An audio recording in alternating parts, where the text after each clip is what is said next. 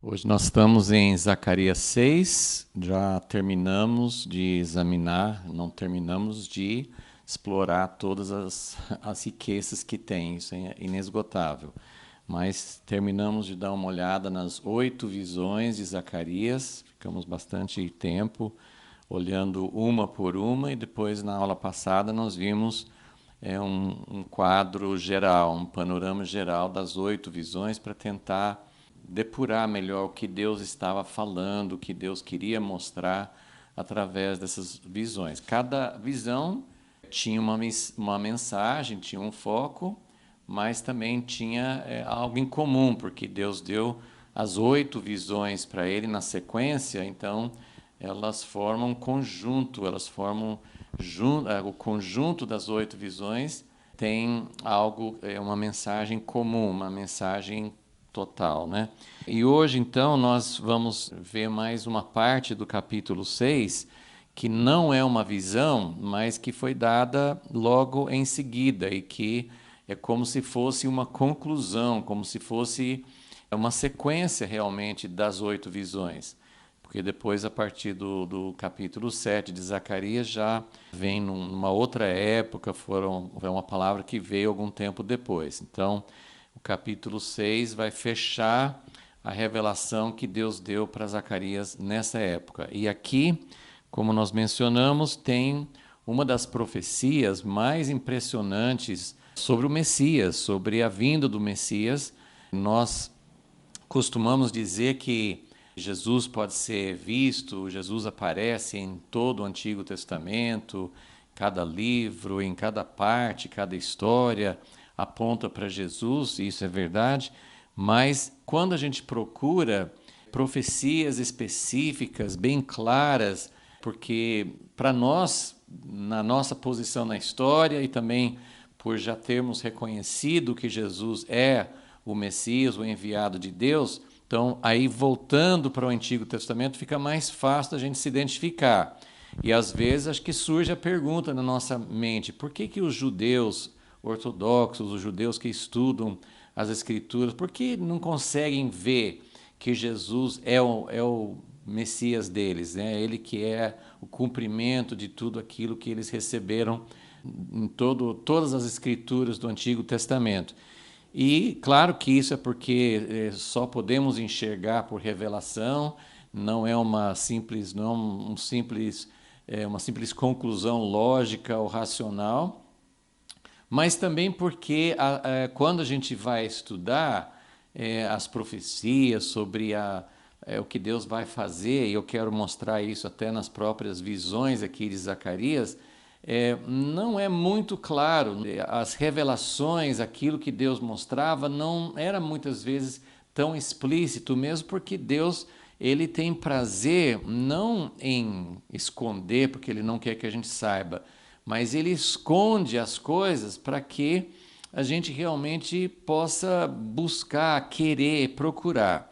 Então, vamos orar para que possamos enxergar. Agora tem uma palavra muito clara, mas mesmo assim, lógico, para quem não enxerga que é o Messias, existem outras explicações, existem outras maneiras de interpretar, mas para nós, assim, é uma das profecias mais claras e que traz algumas informações muito específicas sobre quem era, quem seria e quem será o Messias. Senhor, nós sabemos que, acima de tudo, o Senhor deseja se revelar a nós, a toda a humanidade, desde quando o homem saiu, foi expulso do jardim do Éden. O Senhor continua querendo se revelar, querendo chegar perto, querendo que os nossos olhos sejam abertos, querendo que possamos ver quem o Senhor é e a revelação mais clara e mais completa de quem o Senhor é através do seu Filho Jesus. Então, nós estamos aqui, Senhor, olhando para essas profecias, para essa palavra que foi dada àquela época, àquela geração, e querendo realmente enxergar hoje como que o Senhor queria mostrar, qual mensagem, o que o Senhor queria que o povo daquela época e o que o Senhor quer que nós hoje vejamos nessas palavras. Pedimos a revelação, pedimos a presença, pedimos Ó Deus, que o Senhor abra os nossos olhos e o nosso coração para que possamos ver com mais clareza, porque vai ser mais e mais, nunca vai ser completo aqui, mas que mais e mais nós possamos ver quem o Senhor é. Pedimos isso em nome de Jesus. Amém. Antes de ler o texto, só quero relembrar rapidamente que foi na última aula, nós vimos que as 8 visões que Deus deu a Zacarias, elas formam 3 subconjuntos. Tinha as primeiras 3 visões que deram uma visão muito maravilhosa do que Deus ia fazer, a restauração que Deus prometeu fazer era muito mais do que só o povo voltou da Babilônia, um grupinho, ia fazer o templo, Deus ia abençoar a reconstrução do templo, Deus abriu os olhos para ver, olha aqui que eu vou fazer, vou restaurar a terra de Israel, vou fazer realmente com que a minha casa seja reconstruída, vai ter prosperidade, vai ter bênção às outras nações. Então ele foi abrindo, nós vimos vários aspectos, principalmente na terceira visão, ele fala bastante sobre a paz, a vitória sobre os inimigos, mas também sobre a aproximação, como todas as nações fariam parte também do povo de Deus. Depois, o segundo subconjunto era a quarta e a quinta visões que falavam de Josué e Zorobabel, os 2 líderes, e como Deus ia purificar, qualificar e preparar aqueles líderes, os líderes que eles tinham, os líderes imperfeitos, para dar andamento no plano de Deus. Deus mesmo ia adiante, tirando os montes e fazendo com que tudo fosse feito e que o povo dele, a casa dele e o povo dele se tornariam uma luz para as nações. E depois as últimas 3 visões que mostraram como Deus ia tirar a iniquidade do meio do povo dele e como Deus ia depois tratar com o pecado e a maldade no mundo. Tudo isso seria uma preparação necessária para o objetivo final da história. O que é o objetivo final da história? É Deus habitando na terra, Deus habitando com o seu povo, Deus reinando sobre todas as nações, mas todas as nações servindo e fazendo parte também do povo de Deus. O povo é aquele povinho exclusivo, a nação de Israel, hoje a igreja, não vai ficar como sempre um grupinho, mas Deus vai habitar no meio do seu povo, que ele preparou, mas com o objetivo de poder encher toda a terra com sua glória, com sua presença e com a sua justiça. Então, estou recapitulando esses pontos para mostrar que o que vai acontecer agora, que não é mais uma visão, mas para nós, nós estamos aqui 2.500 anos depois, para nós é quase como se fosse uma visão, porque nós não estamos presentes, nós não podemos ver isso acontecer, mas Deus deu instrução para Zacarias para executar um ato. Então não seria uma visão, ele ia fazer algo que seria coroar o sumo sacerdote, ele ia fazer algo diante, não talvez de todo o povo, mas ia ser algo que as pessoas pudessem ver, e era algo assim muito diferente, uma coisa que ia chamar muita atenção, porque era algo totalmente contrário àquilo que até que Deus tinha ordenado até então. Vamos ler então a partir do versículo 9, Zacarias 6, versículo 9, diz assim: veio a minha palavra do Senhor. Isso é a expressão comum que nós temos quando Deus quer falar, quando Deus falava com os profetas, quando Deus falava também com Moisés, veio a palavra do Senhor. Assim, a gente lê isso continuamente, não chama atenção, geralmente porque é uma expressão comum, repetido muitas vezes, Jeremias, Isaías, Ezequiel, assim, veio a palavra do Senhor. Mas que acontecimento tremendo! Não existe nada semelhante a realmente chegar a palavra de Deus para nós. É isso que dá direção, é isso que dá vida, é isso que nos torna povo de Deus. Veio a palavra do Senhor a mim. Então Deus deu uma palavra inicialmente assim, que era na verdade uma instrução. A primeira parte não é uma mensagem ainda, mas só deu uma instrução.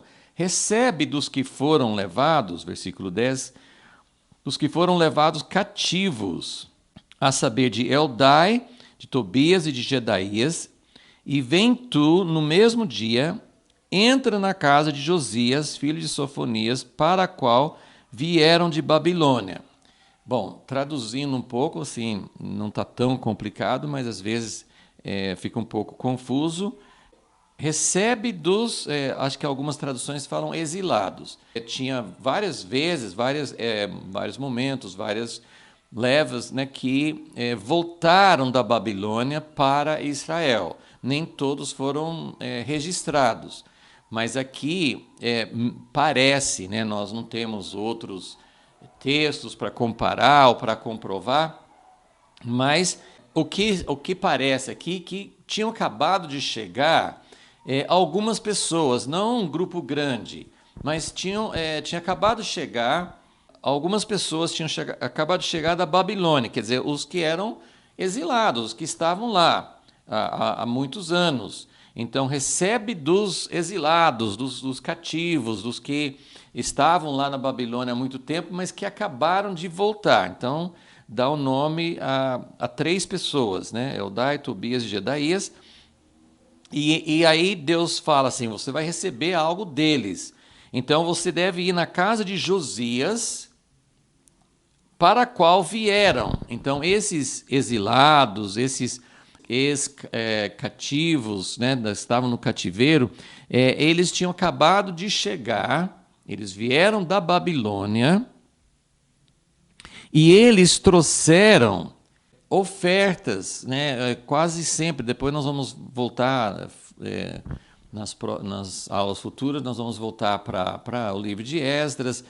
No primeiro grupo que voltou da Babilônia, o rei da Babilônia deu a eles ouro, prata, devolveu os vasos que tinham sido colocados na casa, que tinham sido tomados da casa do Senhor, quando Nabucodonosor destruiu o templo.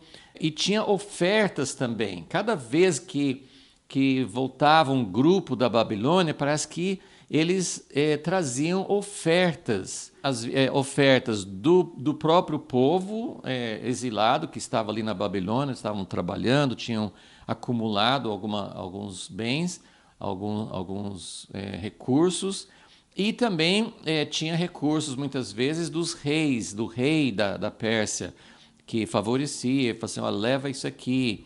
Eles tinham talvez essa ideia assim, eu vou dar um presente para esse Deus de Israel. Eles não reconheciam que era o único Deus, mas eles queriam agradar, aplacar a ira ou agradar os deuses de outras nações. Então, eles não faziam isso só para o povo judeu.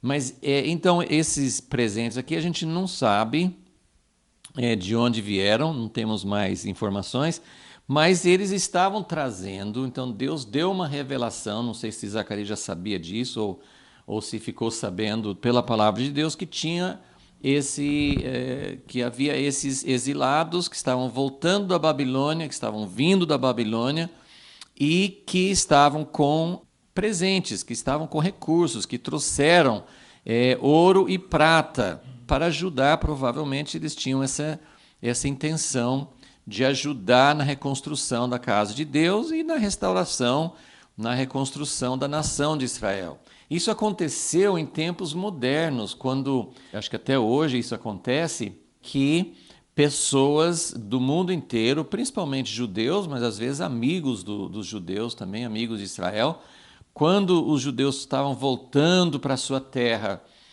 no século passado, na restauração da nação de Israel, mas mesmo antes de se tornar uma nação, nem todos os judeus, até hoje tem muitos judeus nos Estados Unidos, na Europa, no Brasil, tem judeus em todas as partes do mundo que às vezes eles não decidem voltar, não decidem retornar, fazer aliar, voltar para Israel, mas eles dão presentes, eles dão recursos, eles oferecem valores para ajudar naquela causa. Como disse, não é só dos judeus, né?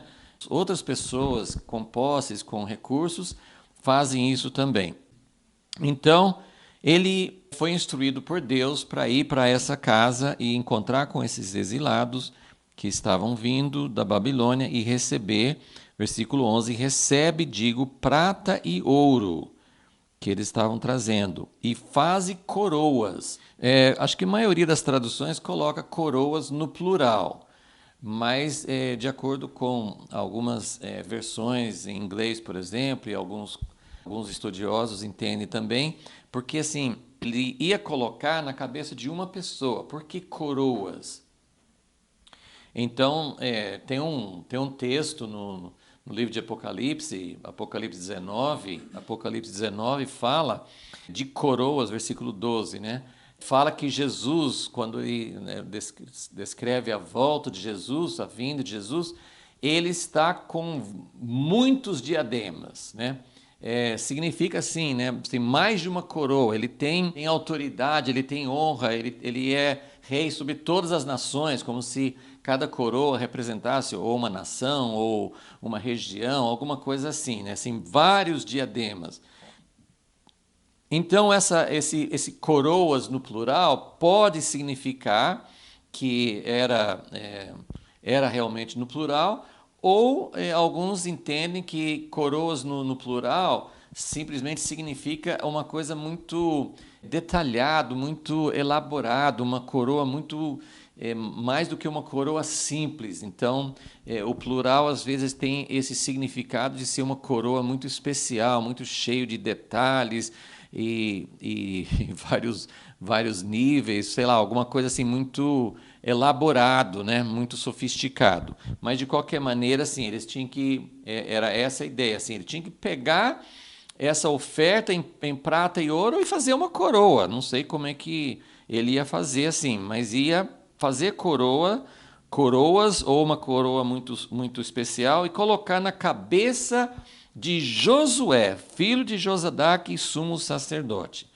Vamos parar aqui e só vamos, antes de seguir, tem muitas coisas, é uma profecia curta, na verdade, a palavra, a mensagem de Deus para Zacarias diante desse ato profético. O que é um ato profético? Você faz algo, mas que não vai ser, assim, está simbolizando alguma coisa do futuro.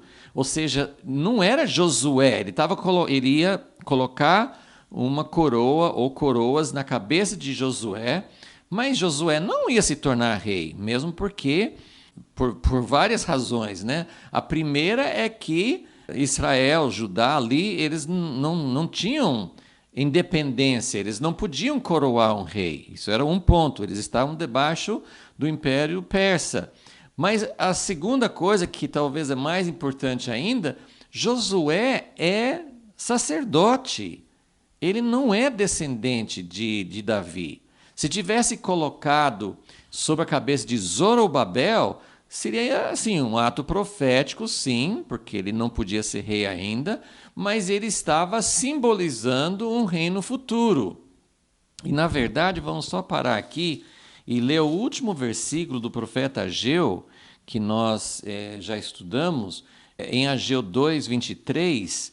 Ageu recebe uma profecia dirigida, ele não faz um ato profético, mas ele recebe uma palavra dirigida a Zorobabel. Olha o que Ageu diz em 2:23.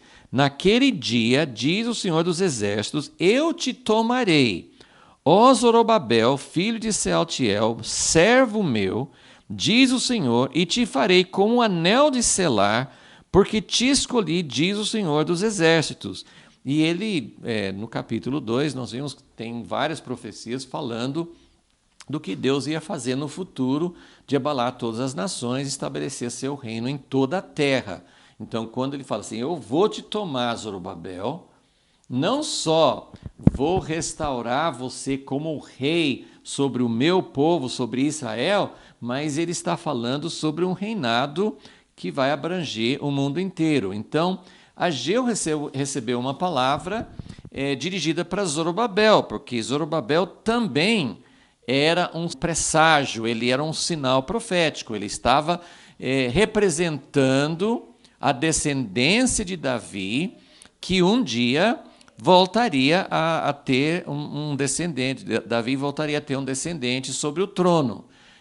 Mas aqui em Zacarias, estamos voltando para Zacarias 6, Zacarias recebe a direção, a instrução para fazer um ato profético coroando Josué. Bom, vamos ler até o final, só para a gente pegar o contexto todo. Nós não vamos ter tempo hoje para explorar tudo que está aqui, porque apesar de ser uma profecia curta, né? A profecia, a mensagem profética mesmo, está nos versículos 12 e 13. E um pouquinho no 15 também. Mas ele fala, diz-lhe, então coloca a coroa, faz as coroas ou a coroa especial, coloca sobre a cabeça de Josué e fale com ele o seguinte: assim diz o Senhor dos Exércitos, aqui está o homem. É uma linguagem mais arcaica, mas eu gosto muito da expressão, eu até coloquei no título dessa aula assim, eis aqui. Eis aqui, a minha tradução fala assim, aqui está, é o mesmo sentido, mas é essa expressão, eis aqui, aqui está o homem, cujo nome é renovo, e ele brotará do seu lugar, edificará o templo do Senhor, ele mesmo, repete, no versículo 13, porque ele edificará o templo do Senhor, é ele que vai edificar.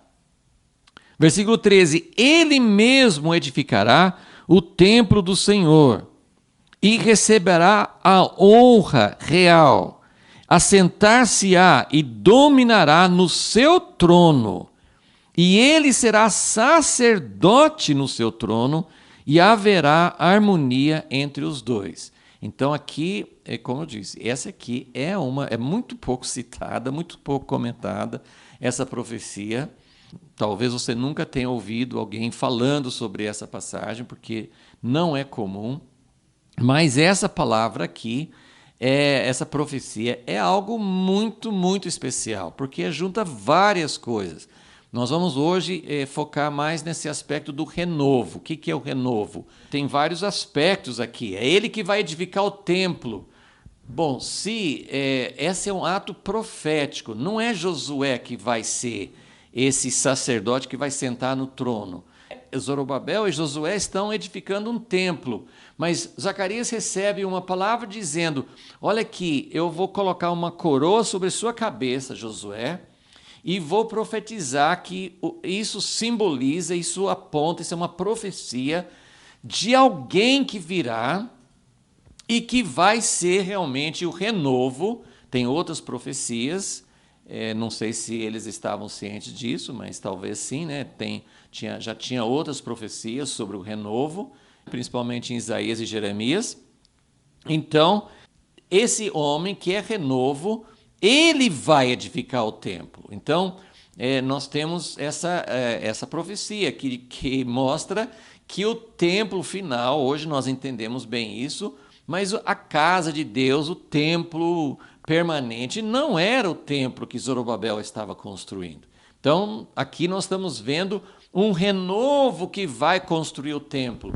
E como eu acabei de mostrar, as 8 visões, e essa palavra vem depois, então nós podemos entender que todo esse cenário que Zacarias viu nas visões, especialmente nas últimas 3, em que a casa que Zorobabel tinha construído, né, estava construindo nessa época, mas olhando para o futuro, depois que Zorobabel construísse a casa, aí tinha aquela visão do candeeiro, que vai ser uma luz para as nações, e tinha as profecias das primeiras visões, e aí as últimas 3 falam de como Deus precisa purificar seu povo Israel, ele precisa tirar essa mulher da iniquidade do meio do povo de Israel, e depois ele precisa julgar essa iniquidade onde ela está firmada em Babilônia. Então, todo esse cenário que foi descrito nas 8 visões, mas terminando nessas de purificação, então aí vem essa palavra. Depois de tudo isso, quer dizer, depois da purificação de Israel, do povo de Deus, depois da purificação da terra, esses 4 carros com cavalos que vão por toda a terra preparando o caminho, então é a hora de coroar um sacerdote como rei. Então, essa é uma palavra, essa é uma finalização da revelação que Deus deu a Zacarias. Depois de tudo que Deus mostrou, quer dizer, as primeiras 3 visões estão mostrando uma restauração futura e tal, mas depois de Deus restaurar sua casa, depois de Deus purificar seu povo, depois de Deus tratar com o pecado nas nações, julgar a Babilônia, então é a hora do renovo aparecer, é a hora de ser coroado como rei sobre toda a terra. Então, essa é a ideia, né, de que essa palavra vem para completar e para mostrar o que vem na sequência. E, além disso, então a mensagem dos versículos 12 e 13 fala do homem que é renovo, fala que é ele que vai edificar o templo, então tem um templo permanente, tem um templo maravilhoso que vai ser construído no futuro por esse renovo. E aí fala sobre um sacerdote que vai sentar no trono, que era uma ideia, nessas alturas, era uma ideia totalmente estranha, porque Deus sempre tinha mandado separar. Os sacerdotes tinham que ser da tribo de Levi. Os reis tinham que ser da tribo de Judá, da descendente de Davi. Então não tinha como um sacerdote ser rei, e não tinha como um rei ser sacerdote, não tinha como misturar. E então, ainda que Ageu tivesse visto Zorobabel como um símbolo do futuro rei, mas aqui Zacarias está vendo algo muito interessante e uma revelação profunda. Para nós entendemos, Jesus é sacerdote, Jesus é rei, Jesus é profeta, Jesus é tudo. Talvez para nós não cause esse choque, mas para a nação de Israel e mesmo para nós, se nós entendemos as implicações de que Deus não permite que nenhum de nós, nem na nova aliança, jamais alguém pode concentrar, ter todos os dons, né? Não tem alguém que tem os 9 dons do Espírito, não tem ninguém com os 5 ministérios, não tem ninguém que seja pastor e ao mesmo tempo tenha a capacidade de governar, que tenha a capacidade de ser um sacerdote diante de Deus.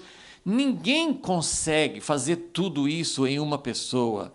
É sempre pluralidade, é sempre Deus repartindo, dividindo entre o seu povo as coisas que Ele quer, as diversas partes do povo de Deus, né? do governo e dos dons que Deus dá para o seu povo. Então, aqui, essa junção, essa união dessas duas funções tão essenciais. Veja que mesmo nas visões de Zacarias até aqui, nós vamos falar sobre isso agora mesmo, sobre o renovo, mas nós temos 2 visões para a liderança, né? A 4ª e a 5ª visões. Tem a visão olhando para Josué, no capítulo 3, e ele sendo um símbolo do renovo, e tem a visão dirigida para Zorobabel, representando o líder executivo, que nós chamaríamos, né? E na visão de Deus, que Deus deu para Zacarias sobre Zorobabel, que está no capítulo 4, a 5ª visão, essa visão mostra 2 oliveiras. E ele termina falando, essas são os 2 ungidos que estão diante do Senhor de toda a terra. Então, mesmo nessas visões, Deus mostra 2, Ele não mostra um só. E essa união dos 2 em uma só pessoa E isso acontece aqui nessa palavra, Deus mostrando que só depois, só quando Jesus voltar, só nesse renovo é que Deus vai juntar, que Deus vai realmente trazer de volta, trazer, não, assim, ele vai fazer isso pela primeira vez, ele vai juntar tudo em uma pessoa só.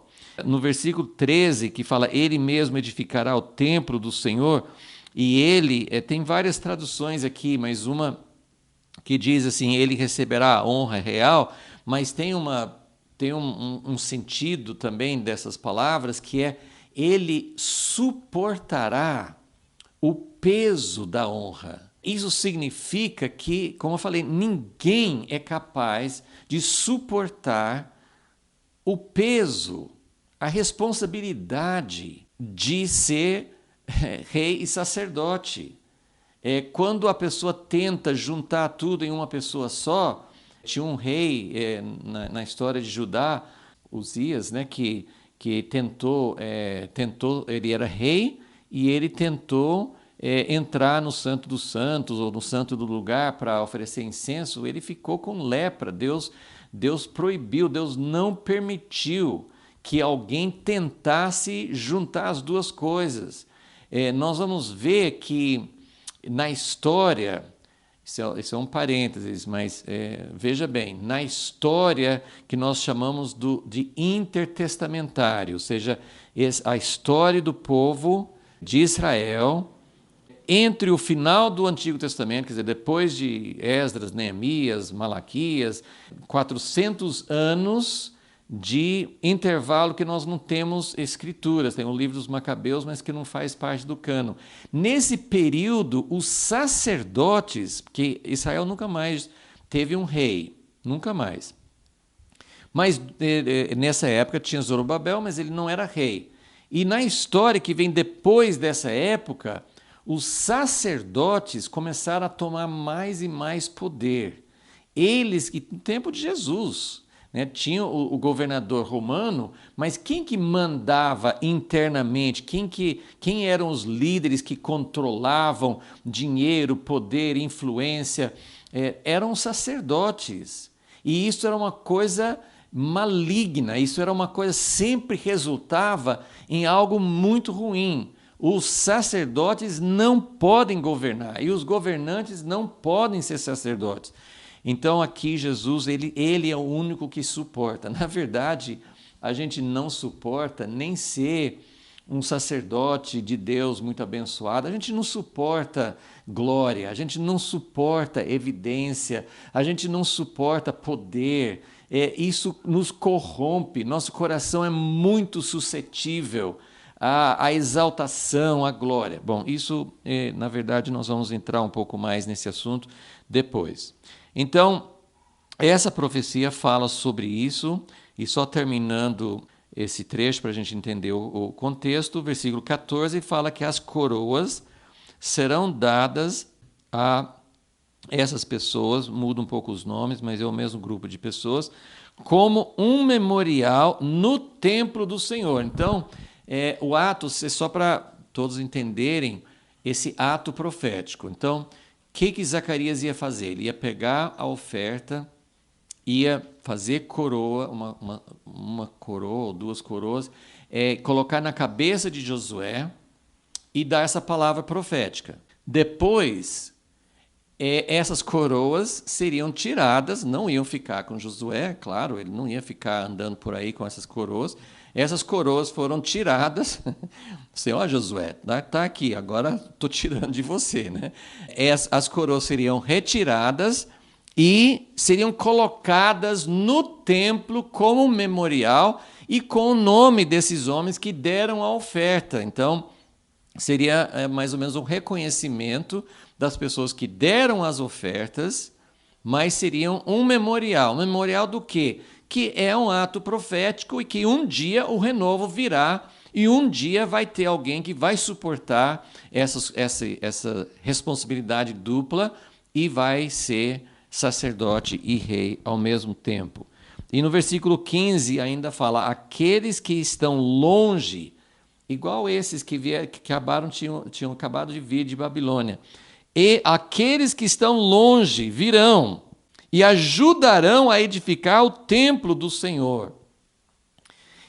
Isso também não vamos entrar hoje, mas é muito interessante que Deus usa, olha que coisa assim, como Deus faz as coisas de uma forma contrária à nossa lógica. Porque Babilônia é o lugar de cativeiro. Babilônia representa o reino que é o adversário de Jerusalém, que é o adversário de Deus. É o contrário, é o reino humano, é o reino que Satanás domina. Da Babilônia, Deus deixou o povo no cativeiro na Babilônia, mas o ouro, o que eles ganharam lá, serviu como oferta para fazer a coroa que vai na cabeça de Josué, representando a coroa que será colocada na cabeça de Jesus. E isso nos faz lembrar de como o povo de Israel ficou 400 anos no Egito e eles eram escravos, então eles não conseguiram juntar recursos, mas eles tomaram, entre aspas, emprestado.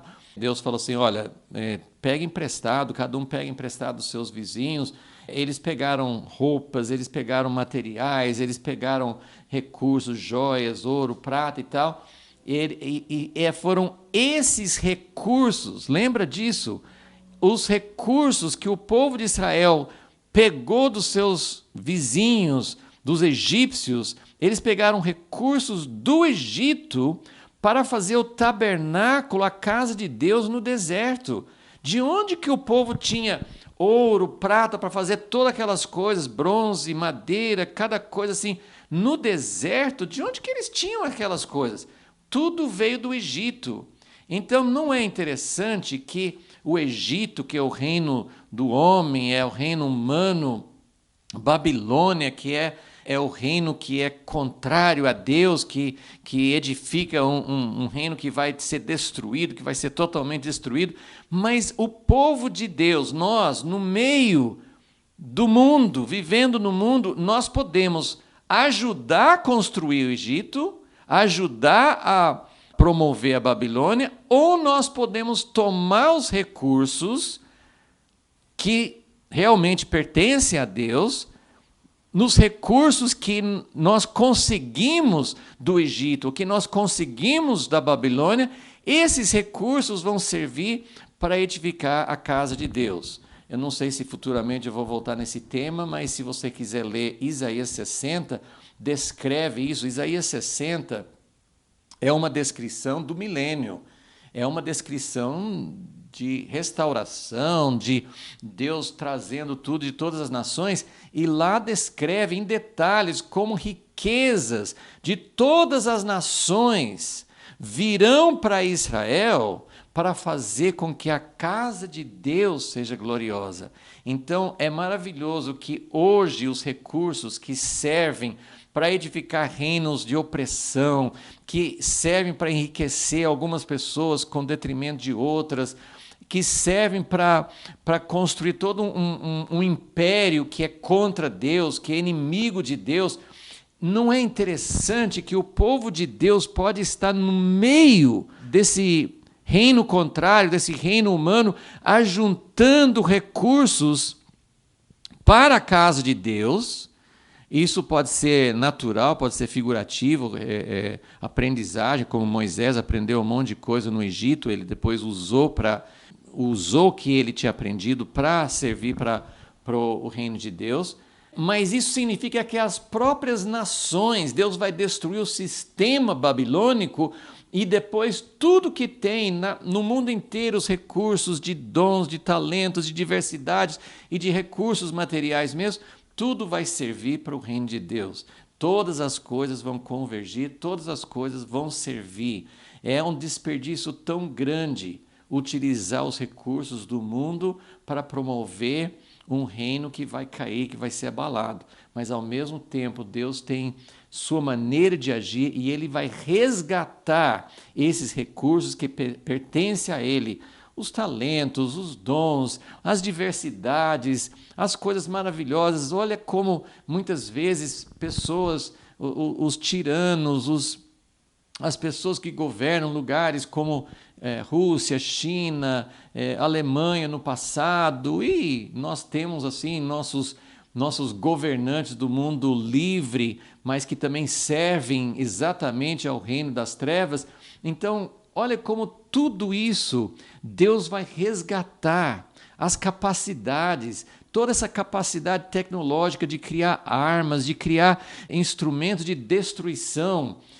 Isaías 2 descreve como tudo isso vai ser convertido em coisas construtivas. Tudo que está sendo usado para oprimir, para esmagar, para destruir, vai ser usado para construir e para restaurar. Bom, eu preciso voltar aqui. Então, versículo 15 fala: aqueles que estão longe virão. Os que estão longe podem ser judeus espalhados aqui no contexto imediato, mas pode ser gentios também, né? Virão e ajudarão a edificar o templo do Senhor. Então, nós vamos voltar a alguns desses temas em outra aula, mas hoje eu quero focar aqui no renovo. Vamos só lembrar de um ponto importante.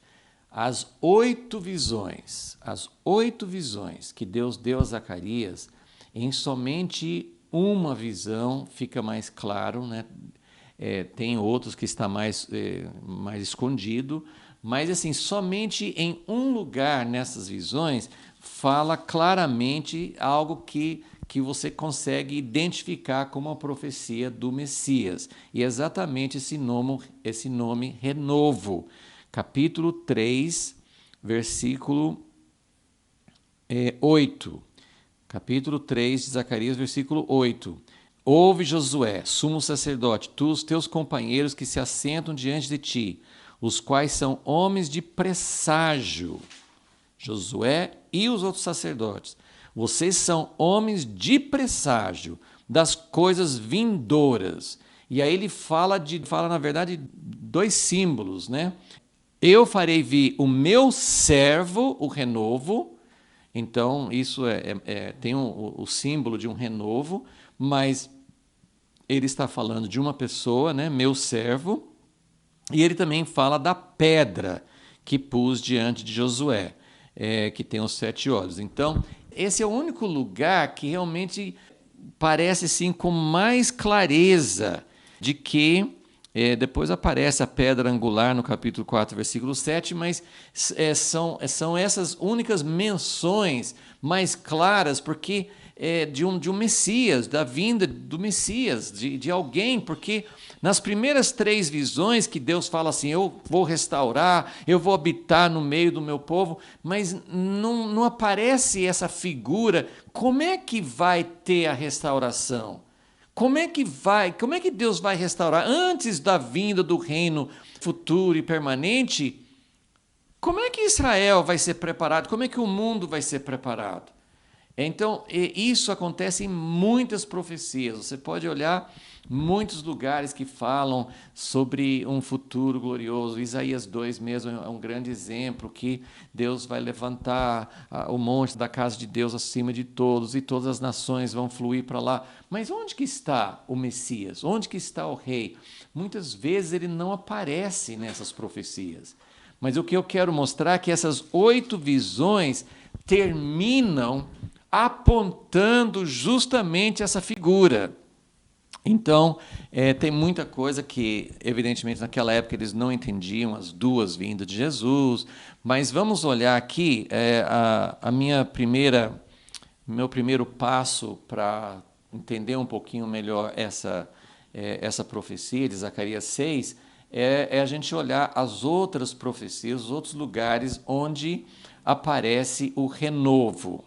Ok? Então, nós vamos começar, está aqui na folha, assim, os aspectos do renovo, e nós vamos começar em Isaías, capítulo 53, que não usa tão diretamente esse termo renovo, mas o que é renovo exatamente? Algumas traduções de linguagem mais fácil, né, mais acessível, usam a palavra de ramo novo. Mas eu quero ler em Isaías 53, eu quero eu quero primeiro assim, explorar um pouquinho essa ideia do renovo. O que é realmente o renovo, um ramo novo? Então, Isaías 53, nessa passagem tão conhecida, diz o seguinte, versículo 1, quem deu crédito à nossa pregação e a quem se manifestou o braço do Senhor? Ele quem? Ele foi subindo como renovo perante ele e como raiz de uma terra seca. Então aqui o quadro que o profeta está recebendo, que está pintando, é de um brotinho. Quem já andou em lugares desertos, lugares assim onde tem seca, onde quase não tem nenhuma vegetação, de vez em quando aparece, mesmo ali, aparece assim, como pode existir algum ser vivo, alguma planta, alguma coisa aqui, não tem água, mas aparece às vezes uma florzinha, um brotinho, no meio daquela terra, no meio daquela areia, brota algo que não tem muito futuro.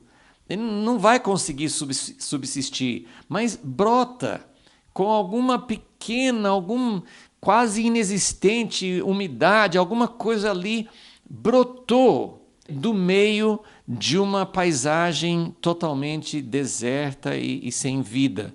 Então essa ideia, ele foi subindo como renovo. Ele perante ele, é o Messias, é o servo diante do Deus poderoso. Ele foi subindo como renovo perante ele, como raiz de uma terra seca, não tinha parecer nem formosura. E eu não vou continuar lendo aqui, mas a descrição de Isaías 53, eu quero que vocês vejam a origem dessa figura de renovo. Porque vai ter outras profecias que mostram o renovo já na plenitude, como uma árvore crescida, como algo assim muito mais plena. Mas precisamos entender o que é renovo, o que é esse broto. Na verdade, o renovo, o ramo novo, é um brotinho. Se você já teve experiência de ver uma planta, às vezes uma planta grande, um arbusto, uma pequena árvore, você tira de um lugar, você corta todos os galhos e você planta num outro lugar, e você começa a perguntar, será que esse toco, será que essas raízes com esse toquinho, com esses poucos, assim, alguns ramos, mas sem folha nenhuma, será que isso vai brotar? Eu e a Maristela, às vezes, nós ficamos observando durante dias para ver assim, quando que vai surgir um broto. E tão maravilhoso você vê algo que parece uma planta morta, uma planta que não tem condições de sobreviver, e você vai cuidando e colocando água e olhando todos os dias, e depois surge um brotinho. E eu quero mostrar essa mesma figura assim, de algo que parecia que não ia ter mais vida. Muitas vezes os profetas pintavam um quadro de juízo, que Deus ia julgar seu povo porque eles tinham sido infiéis, então ia levar para o cativeiro, ia destruir todas as coisas. E tem um texto em Isaías que eu quero mostrar para vocês, mas tem vários que Deus fala. Ele fala assim, de juízo, depois ele fala assim, mas eu vou restaurar. Então, é muito importante entender essa ideia de renovo, que é a ideia de um broto surgir de onde aparentemente não podia surgir. De algo que, para toda aparência, não tem mais vida, não tem mais esperança. Olha o que Deus fala para Isaías no capítulo 6. Isaías 6, eu também não tenho, não posso ler o contexto todo, mas lá naquela visão que Isaías teve de Deus, e Deus chama, quem irá por mim, e Isaías se coloca à disposição, e o anjo toca os lábios dele para purificar. E aí no versículo 9, Isaías 6, versículo 9, ele fala, vai, diz este povo, vocês ouvem, mas não entendem, veem, mas não percebem, E aí ele descreve uma coisa assim terrível, assim, eu vou mandar você falar com o povo que não quer saber. Então, uma condição terrível, terrível, que Isaías, né, Jeremias, Ezequiel, eles foram enviados para dar uma palavra que Deus avisava de antemão, dizendo, ó, eles não querem ouvir. Então, é uma situação de morte espiritual. É uma condição em que não tem esperança. E até versículo 11, estou passando meio rápido, assim, só para chegar nesse ponto. No versículo 11, Isaías fala assim, mas até quando? E Deus responde, até que se assolem as cidades e fiquem sem habitantes. Nas casas não fique morador. A terra seja assolada de todo. E o Senhor afaste dele os homens. E no meio da terra seja grande o desamparo. Então, assim, é queimar tudo. É queimar, destruir, não sobrar nada. Mas aí ele fala, versículo 13.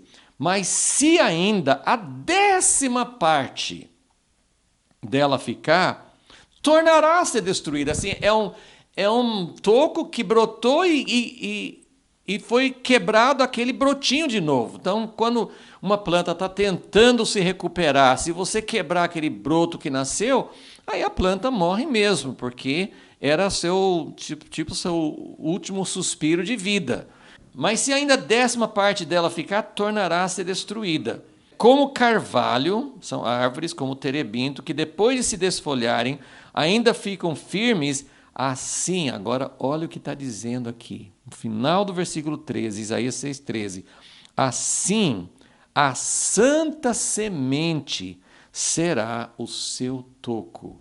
Então, Deus está falando que quando parece que não tem esperança, quando tudo é destruído, ele tem a promessa para Abraão, ele tem a promessa para nós. Quando nós, individualmente, passamos por um período, eu sempre gosto de mencionar a patrola de Deus, porque esse livro fala de como Deus entra com um trator e derruba tudo que nós somos, porque nós temos muita coisa mal feita, muita coisa construída de maneira errada. Como todo mundo sabe, é muito difícil pegar uma casa velha e transformá-la numa coisa boa, tem que destruir primeiro. Então, é essa ideia assim, de Deus derrubar antes de construir. Mas ele está falando assim, tem uma santa semente, tem algo que vai brotar de novo. Então, agora vamos para Isaías capítulo 11 e vamos ver como Deus fala a respeito, é esse quadro que nós precisamos enxergar quando nós falamos de renovo, quando nós falamos de brotinho, nós precisamos visualizar uma situação. Eu falei do deserto, mas a melhor analogia, né, a melhor metáfora dessa ideia é realmente uma árvore, uma planta que foi cortada, foi arrasada, só ficou o toco. Aparentemente não tem vida. Tem muitas árvores que quando você corta, elas não brotam de novo. Você pode andar na rua, tem árvores que foram cortadas há anos e está lá o toco, não brota mais. Mas algumas brotam, mas o que Deus está falando vai brotar. Olha, Isaías 11, versículo 1. Do tronco de Jessé. Quem é Jessé? O pai de Davi. Então ele está dizendo, quando passar tempo, olha quanto tempo que faz que Israel não tem rei.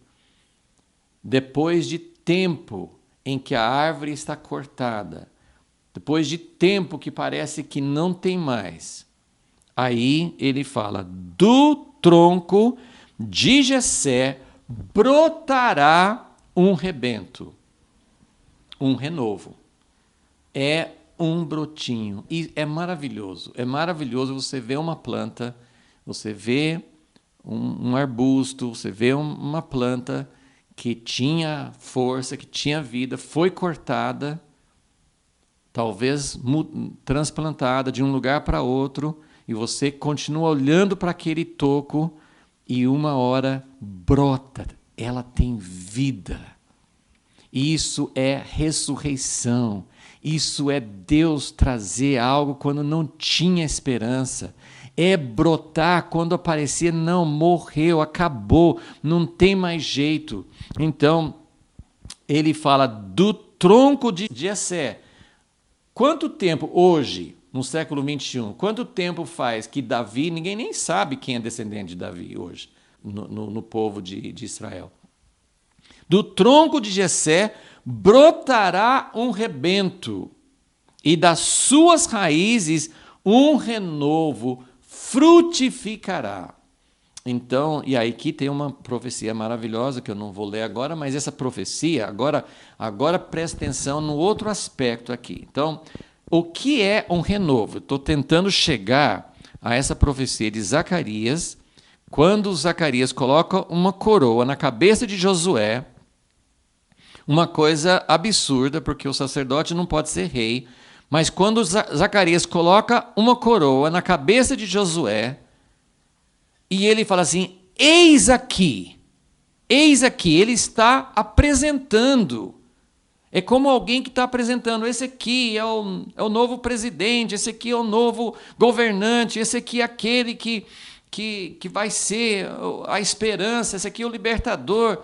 Então ele diz, eis aqui o homem cujo nome é renovo. E o que é um renovo? Futuramente, esse renovo, nós vamos ver, tem profecias que vão mostrar que o renovo é um rei. O renovo vem do próprio Deus. Um renovo é o Messias. O renovo é o rei que vai governar sobre toda a terra, toda a restauração.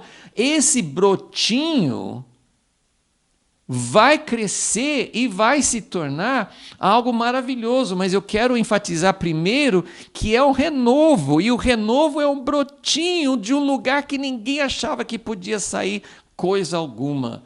E isso, então, claro que se refere à primeira vinda de Jesus. Porque quando Jesus nasceu em Belém, ele era um brotinho. Aí eu não vou voltar lá, mas acabamos de ler em Isaías 53, esse brotinho, esse renovo que brotou no deserto, esse brotinho que está falando aqui, o do tronco de Jessé, Jesus era da descendência de Davi. Mas ninguém olhava para Maria como uma princesa, como uma herdeira do trono, ninguém via isso nela. Mas ela era uma descendente de Davi, mas a descendente de Davi estava assim, pessoas comuns, não tinham privilégios, não eram reconhecidos, eram pessoas que não tinham nada. E é isso que Isaías 53 fala, que esse renovo que vai trazer salvação, que vai trazer justiça para o mundo inteiro, ele brota como uma folhinha, como um brotinho, que ninguém dá nada. Será que vai sobreviver? Será que esse brotinho que está saindo de um toco, de um tronco cortado, será que esse brotinho pode crescer ou vai ser... tem um tronco e brotou um galinho ali, mas não vai dar nada, não. Que esse brotinho vai crescer. Então, aqui em Isaías 11, vai falar assim, repousará sobre o Espírito do Senhor, ele vai julgar os pobres, ele vai julgar toda a terra, ele vai trazer justiça, ele vai restaurar a criação. Então, você continua lendo em Isaías 11 e você fica deslumbrado de pensar em quanta coisa vai sair desse brotinho. Então, essa é a visão que eu queria passar quando fala de broto. Então, agora, esse é o primeiro ponto aqui, que o brotinho é um raminho, é um brotinho que sai de um lugar que você pensa que não tem mais vida, e mesmo quando brota ali, você não dá nada. Foi assim, Jesus começou como humilde. E aí nós vamos ver, assim, alguns a gente já leu, mas nós vamos agora só passar pelas... Não são muitas passagens que tratam de Jesus como o renovo. A gente já leu, esse número 1 aqui, o servo. Zacarias 3, versículo 8, que Deus falou com Zacarias, assim, fala com Josué, que ele é um presságio. né? E agora nós vemos no capítulo 6 que esse presságio toma uma figura mais importante ainda, porque esse Josué, que estava com roupas imundas, que não tinha direito de estar na presença de Deus e que Deus justificou, Deus trocou suas roupas, Deus deu limpeza, pureza, status de estar totalmente limpo diante de Deus. Esse homem é um presságio daquele que não tem roupas sujas. O renovo não tem roupas sujas, mas é ele que vai purificar a terra inteira, o povo todo. Ele purifica, ele que dá as suas vestes limpas para todos os outros. E nós vamos falar mais sobre isso numa próxima aula, porque eu acabei de falar sobre como Deus uniu, nesse ato profético de Zacarias 6, Deus junta esses cargos que não podem se juntar, como o fio de eletricidade. Você não pode conectar o positivo com o negativo antes da hora, porque dá um curto, dá uma explosão. Mas, na verdade, a luz ou qualquer outra coisa que a eletricidade vem fazer, quando você junta. Então, você não pode misturar, você não pode conectar os fios positivo e negativo da eletricidade antes da hora, mas é a junção deles, o interruptor liga o positivo com o negativo do jeito certo para trazer luz. Porque se ficar negativo e positivo separado para sempre, não tem luz, não tem nada, a eletricidade não funciona. Mas quando você junta em Jesus o sacerdócio e a realeza, quando as duas coisas se juntam na pessoa certa, do jeito certo, isso traz luz e vida e vitória para o mundo inteiro. Então, é isso que está acontecendo. Então, essa visão dos dois juntos, mas também é uma coisa importante, que o próprio Jesus, ele veio a primeira vez e ele não exerceu o seu papel de rei. Ele não foi rei. Quando ele veio a primeira vez, ele não aceitou ser coroado, ele não foi reconhecido, ele foi rejeitado, ele foi morto, ele exerceu a função sacerdotal. Então é por isso que eu penso, não está escrito, mas eu penso que Deus escolheu, tinha duas pessoas com Zacarias lá. Zacarias, Deus podia ter mandado Zacarias colocar essa coroa na cabeça de Zorobabel. Por que Deus não colocou a coroa na cabeça de Zorobabel e podia ter falado, ele é rei, mas ele vai ser sacerdote também. Podia ter juntado as duas coisas em Zorobabel. Por que ele colocou a coroa, isso é a minha opinião, por que ele colocou a coroa na cabeça de Josué? Porque é o sacerdócio que é o caminho para o trono. Não é a realeza que é o caminho para o sacerdócio. Então, isso é muito importante a gente entender, que Jesus veio a primeira vez como sacerdote. Ele se ofereceu como sacrifício perfeito e morreu, ressuscitou e foi levar o sangue, foi levar o seu sacrifício na presença de Deus como verdadeiro sacerdote para toda a humanidade. Então, a primeira palavra que eu quero colocar aqui é servo. Quando Deus falou com Zacarias, olha, fala com Josué que ele é um presságio, que ele aponta na função dele. Ele falou assim, você é um presságio de coisas vindouras. E o que ele falou? Eis que eu vou trazer meu servo, o renovo. Vamos só ler um texto, porque Isaías fala bastante de servo. Vamos só ler um versículo bem rápido em Isaías 42, que fala de servo. Isaías 42, 1. Aqui está o meu servo. Esse texto aqui não fala de renovo, mas nós sabemos que o renovo é o servo. E aqui está, é a mesma coisa de falar assim, eis aqui o meu servo, a quem sustém o meu eleito, em quem se compraz a minha alma.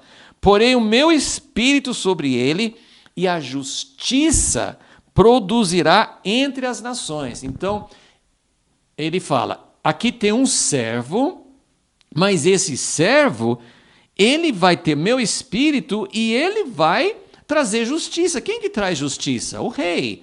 Para trazer justiça, você tem que ter autoridade. Mas ele é chamado de servo.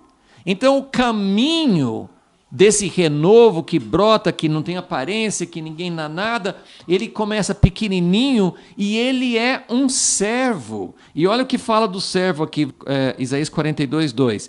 Não clamará, não se exaltará. Ele não vem para se dizer, eu sou o rei, eu mando aqui. Ele não clamará, não se exaltará, nem fará ouvir a sua voz na praça. Ele não vai gritar.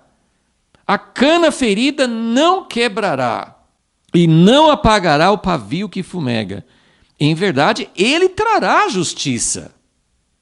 Não faltará, nem será quebrantado, até que ponha na terra a justiça. Então, é o caminho que ele vai trilhar, que ele já trilhou. O caminho que ele trilhou para chegar à justiça foi o caminho de servo, caminho de humildade, caminho de não se impor, né? Esse é o renovo nos seus primeiros estágios, né? É o renovo que vai surgindo. Tem 4 palavras que são associadas ao renovo. Então, o primeiro está em Zacarias 3, versículo 8, que chama o renovo de servo. A segunda é nessa de Zacarias 6, que é o nosso texto de hoje, que ele coloca a coroa na cabeça de Josué e fala assim, eis aqui o homem, cujo nome é renovo. Mas é porque ele estava olhando para Josué. Não, mas o renovo que vai ser o renovo, que vai trazer justiça, que vai fazer tudo que Deus quer, ele é homem. Isso fala da encarnação. Isso mostra que Deus não vai mandar um anjo todo-poderoso, nem que fosse essa manifestação de Jesus antes da encarnação, mas ele não mandou Jesus assumir a autoridade sobre toda a terra sem se tornar homem. É o homem que vai reinar, é o homem que é o renovo. Então, eis aqui o homem cujo nome é renovo. Então, a segunda palavra que nós associamos, que Deus associou ao renovo é homem, ok? Agora vamos ver Jeremias 23, que vai associar o renovo a uma outra palavra. E lembra que nós já vimos em Isaías 11 que esse renovo, ele brota da raiz de Davi, da raiz de Jessé. Então, Jeremias 23 e versículo 5 diz o seguinte, vem dias, diz o Senhor, em que levantarei a Davi. Então isso confirma a palavra de Isaías. Eu levantarei a Davi um renovo. Quer dizer, desse tronco de Davi, dessa árvore que foi cortada. A árvore de Davi, a descendência de Davi foi cortada no cativeiro. Zedequias foi o último rei, aí não teve mais. Foi cortada a árvore, mas Deus está falando, eu levantarei a Davi um renovo justo. Um rei, ele é descendente de Davi, ele vai ser um rei. Um rei que reinará com sabedoria, praticará o juízo e a justiça na terra. Ele não vai fazer injustiça, ele não vai julgar de acordo com o que ele vê somente, ele vai julgar de acordo com a realidade. Você não tem sede, você não tem anseio, a gente escuta tanta coisa, na verdade a gente não sabe. A gente às vezes vê um julgamento famoso, alguém que cometeu um crime, e aí a pessoa é exonerada, a pessoa é isentada de culpa na justiça. A gente fala, que justiça terrível. Mas tem muitos casos, né, tem casos documentados em que pessoas inocentes foram condenadas. Então, assim, e a gente tem todas essas histórias, pessoas falando uma coisa, falando outra, e você não gostaria de ter um governante que sabe a verdade, que sabe o que realmente é. Não é que eu penso, quem eu acho que é culpado, quem eu acho que é inocente. Alguém tem que saber. Nós temos um sistema de justiça que não funciona muito bem, mas às vezes tem testemunhas e provas e tal, e consegue achar, mas tantas e tantas vezes não tem provas. Quase todo mundo percebe que a pessoa é culpada, mas não tem provas, então vai livre. Mas aqui vai ter um rei que vai praticar o juízo, a justiça na terra. Nos seus dias Judá será salvo, Israel habitará seguro, e este será o seu nome, com que o nomearão o Senhor, nossa justiça. Esse rei, esse broto, esse ramo novo de Davi, ele vai trazer justiça para nós. E nós vimos isso nas últimas visões de Zacarias, as últimas 3 visões de Zacarias falam de como Deus vai purificar. Então, este rei, ele vai trazer justiça para a terra. Eu não vou ler porque é quase idêntico, Jeremias fala mais uma vez, em Jeremias 33:15.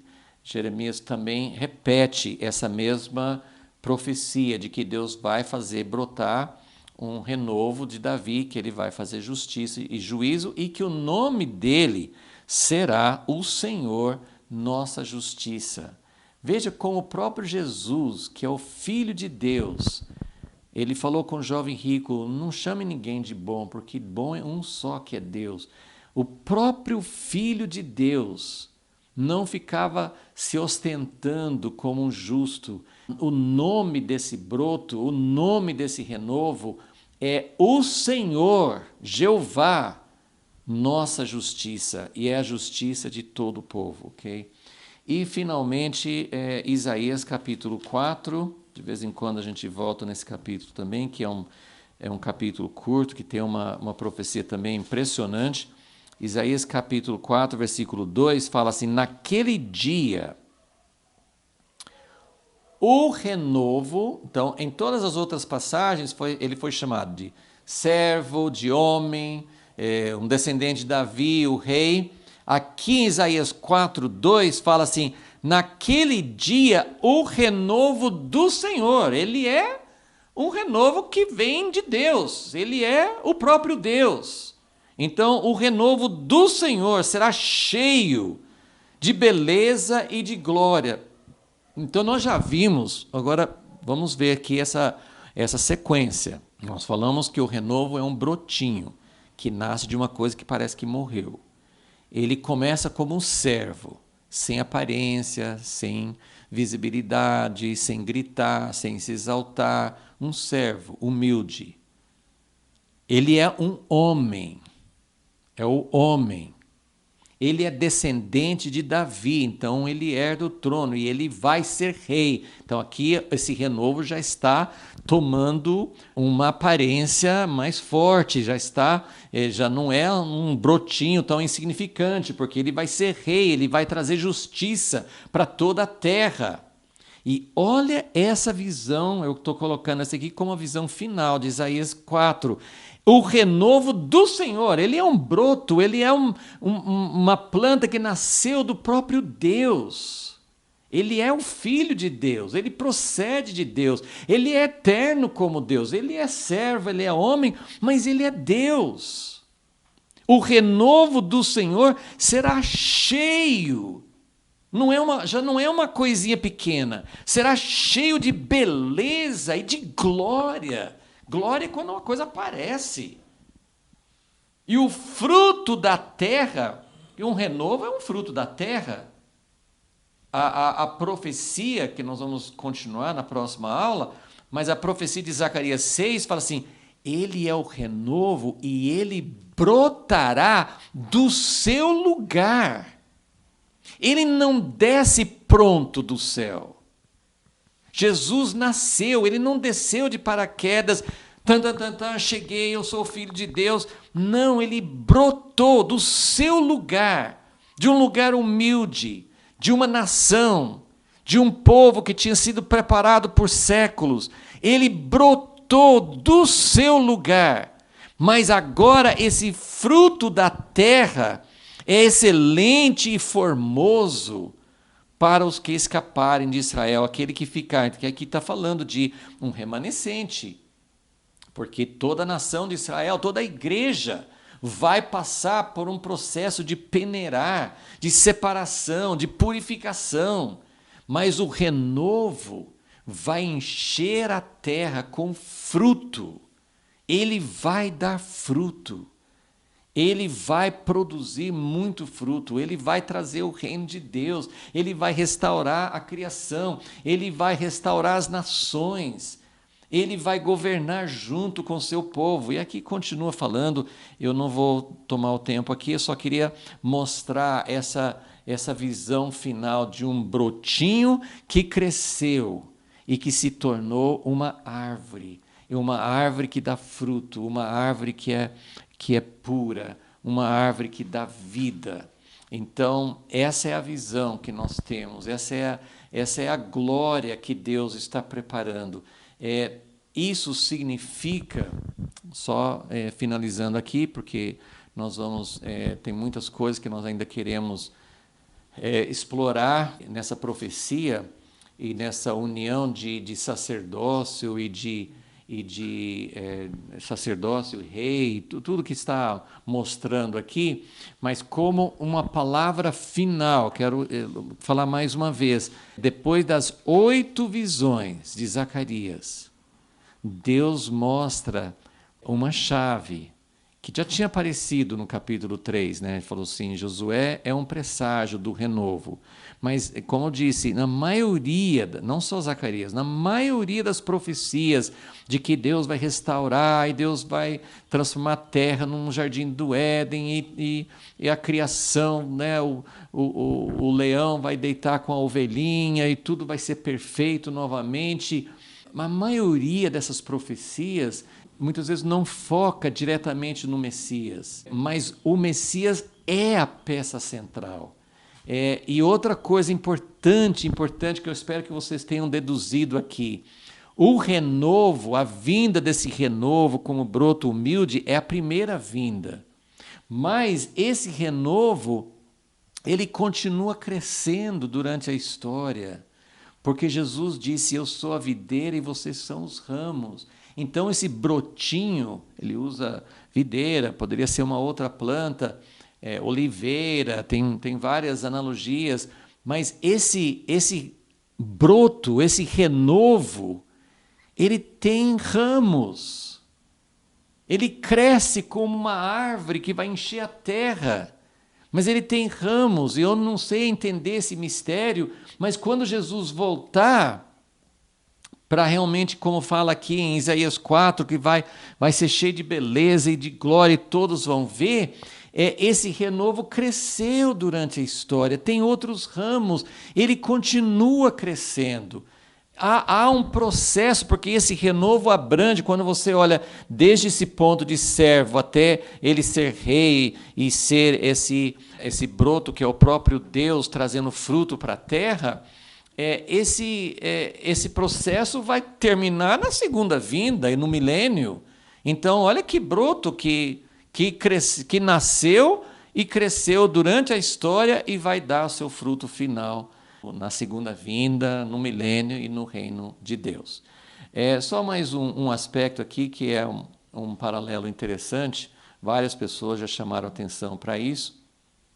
Esses 4 símbolos ou analogias ou associações aqui do renovo correspondem aos 4 evangelhos. Servo é o evangelho de Marcos, que foi o primeiro evangelho a ser escrito. Marcos mostra Jesus como servo. Lucas mostra Jesus como filho do homem, como homem. Mateus mostra Jesus como o rei dos judeus, como descendente de Davi. E o Evangelho de João mostra Jesus como filho de Deus. Então, é bem interessante que essas 4 associações, né, também correspondem aos 4 evangelhos. E nós queremos continuar, nós vamos continuar da próxima vez também examinando essa profecia tremenda para entender um pouco mais. Aí nós vamos focar mais nesse aspecto do sacerdócio, de ser sacerdote e rei. porque isso é algo fundamental para a gente entender.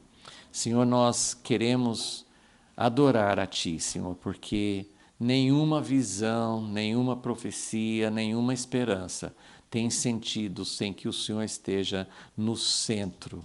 É o Senhor que é o renovo, é o Senhor que vai restaurar, é o Senhor que vai trazer de volta a descendência de Davi, que vai trazer purificação para teu povo. Tem coisas que o Senhor está fazendo como renovo, mesmo agora, mas também o Senhor vai voltar e ser plenamente visto e evidenciado e reconhecido como rei e sacerdote. E nós esperamos muito esse dia e cremos, ó Deus, que o Senhor quer nos preparar. Nós queremos fazer parte disso. Te agradecemos e esperamos em Ti, Senhor. Em nome de Jesus. Amém.